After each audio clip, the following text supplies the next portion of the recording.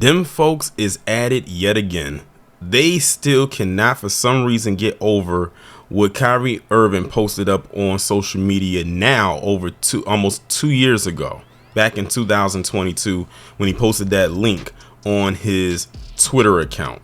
So you can see right here on your screen, this is coming from NBC News, and it says Utah Jazz told rabbis to remove "I'm a Jew" and "proud" signs during a game involving Kyrie Irving. Like, these individuals actually came to a game, like paid money to come to this game just to antagonize Kyrie Irving with these signs, as if it was supposed to really kind of throw him off or try to get him out of his element. Again, all he did was post a link. He just posted a link to a documentary that, mind you, has been up on Amazon for a while. I'm not gonna say for a very long time, but for a while. It's just that, a lot of people didn't know about it until Kyrie posted about it, and then everybody wanted to go through fake outrage and then try to come down on this man. And I don't have to go and rehash everything. Just know, if you were there, which I'm assuming if you watch my channel, you were there and you saw how all of that stuff went down. But apparently they're still upset about it. A group of Utah rabbis were told to remove signs that declared "I'm a Jew" and "I'm proud" from a basketball game on Monday because they were told it was causing a distraction to the players. Rabbi Remy Zippel is a longstanding Utah Jazz fan and was at the Delta Center Monday night to see the team face the Dallas Mavericks. He and 3 other rabbis brought the signs to protest the involvement of Kyrie Irving, now a Mavericks player, who was suspended from the Brooklyn Nets in 2022 for tweeting a link to a movie widely considered to be anti-Semitic, which it wasn't, and for initially failing to disavow it. See, that's the part right there. They're upset because he stood on his square and he didn't back down to them. And keep in mind what people like Michael Rappaport, or as like y'all like to say Michael Crappaport, and Juliana Margulies has said about us over back in December, back between December and November. Well, really what a lot of them have said about us ever since what happened overseas kicked off. How they get upset because we're not saying anything, or we're not in support of them, or how dare we not say anything because they supported us during the civil rights movement and all this, that, and the third. But then you think back to some of the stuff they've done in the past, and not even all the way back in the past. You could think of recently. Just think of course, like what happened with Kyrie Irving and, dare I say, Kanye West. They're constantly proving our point every time they do stuff like this. But because they want to be perpetual bullies, they won't see it that way. They probably feel a type of way if they see this video that I called them bullies. The Anti-Defamation League rejected Irving's subsequent donation of $500,000 and Nike severed its commercial ties with him. Zippel said in a string of posts on X that Irving spotted the sign early in the first quarter and told him no need to bring that to a game. Zippel said Irving then spoke to Mavericks security staff before Jazz officials came to check the rabbis' tickets and tell them to put the signs away. The Jazz said in a statement that the signs were in breach of its audience code of conduct that maintains games must be played without distraction or disturbance. During an out-of-bounds play in the first quarter of yesterday's Jazz game against the Dallas Mavericks, there was a group sitting courtside whose sign sparked an interaction with a player that created a distraction and interfered with the play of game, the statement said. The statement said that a part-time employee who told the rabbis that the content of the signs was problematic was incorrect. The issue was the disruptive interaction caused by usage of the signs, not the content of the signs. Zippel wrote on X on Tuesday night that the Jazz took the side of Irving and said the team had cited a spurious policy to get the signs taken down. And that's another thing that pissed them off, because they took his side and not their side. Did you really well, this is a rhetorical question, but I'll ask it anyway. Did he really think they was going to take his side? To him, if you was asking that question, he would say yes. Now keep this in mind. He could have came to that game by himself, but he brought 3 other people with him because he had to make it seem like it was a spectacle event. He had to make it seem like he had more people on his side. He couldn't handle this by himself. So he said, let me call in some reinforcements and call 3 of my buddies in order to try to make this really stand out. And all he did was make him and his friends that he strung along with him look like bigger fools than they already are. Bottom line, There was one person in a building of 18,000 plus that was triggered by signs that said, "I'm a Jew and I'm proud." Why that bothers him so to the point that it sparks an interaction should be the real question anyone is asking. So look at how he framed that question. He's trying to make it seem like, why would Kyrie Irving be upset about what I put up there? First off, again, it's a distraction too. We know what you're doing. We know who it was meant for. You weren't there to put that sign up for any other player on that court but Kyrie Irving. That was pretty much a target. You were targeting him. You were antagonizing. Thus, it had to be dealt with, and it got dealt with. And he's very lucky that all he had to do was put the signs away. Not that they ended up kicking him out. So basically, him telling them to put the sign away and and not put it up anymore was the warning. At least you got a warning, because they could have went beyond the warning and just kicked you out. Sadly, instead of just quietly chalking this up to a misunderstanding and letting this remain a small blip, the Jazz took the side of said trigger player and doubled down. That's just disappointing to me. Now, again, peep how he's throwing himself into the victim mode. Now, I have a picture up on my screen right here, which is a picture from his X account. Now, if you look at what he wrote on there, doesn't that sound like that was intentional?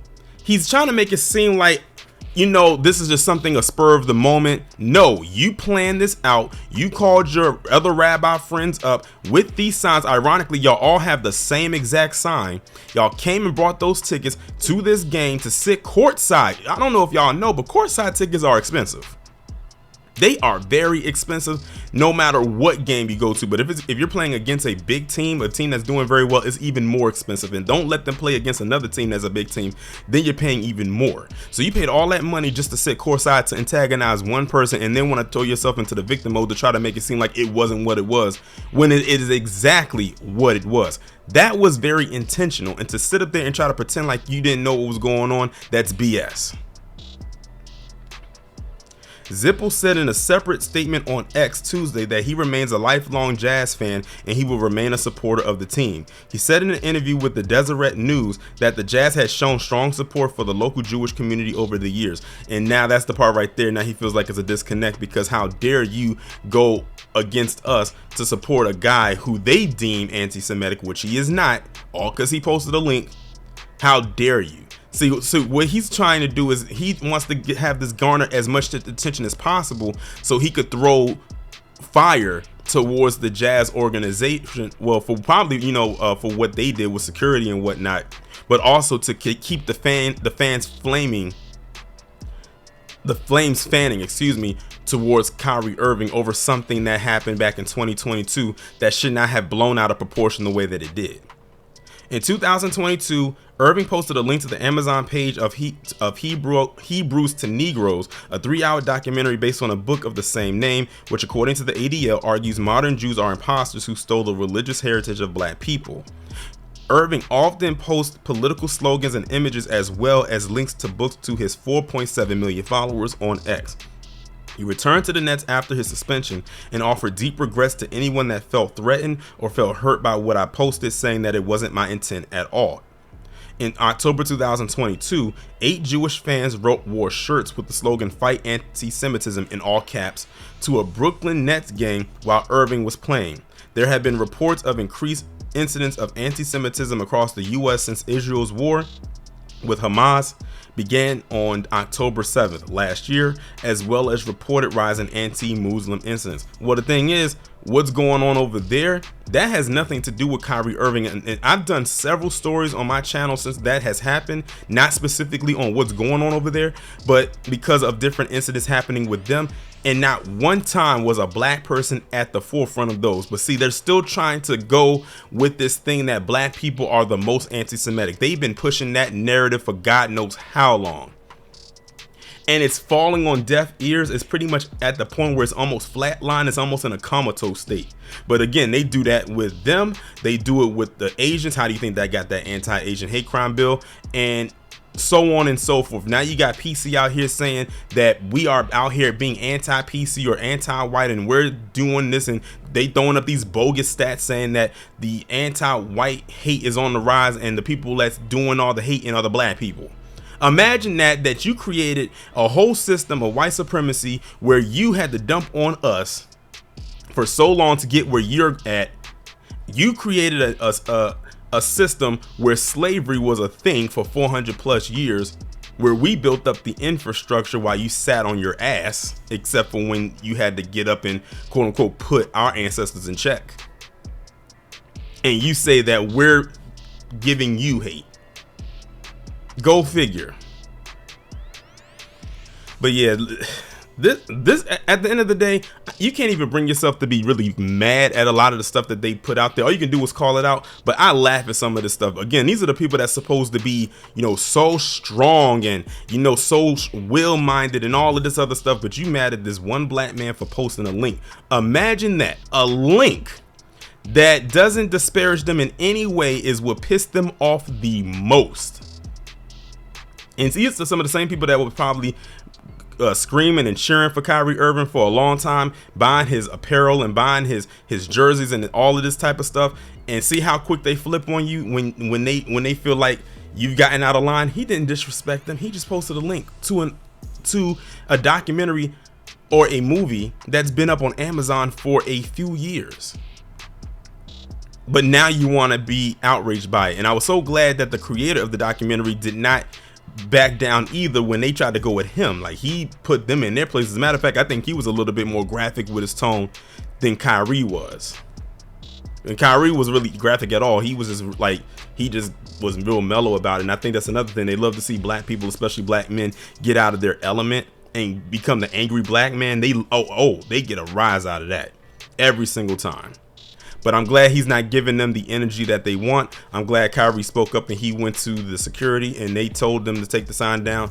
And like I said, they're making themselves look like bigger fools than what they are. Now, also, Pete, that on Twitter, the one who posted it, he made it limited where who could reply to him because the people was clowning him in his comment section. He really thought he was doing something there.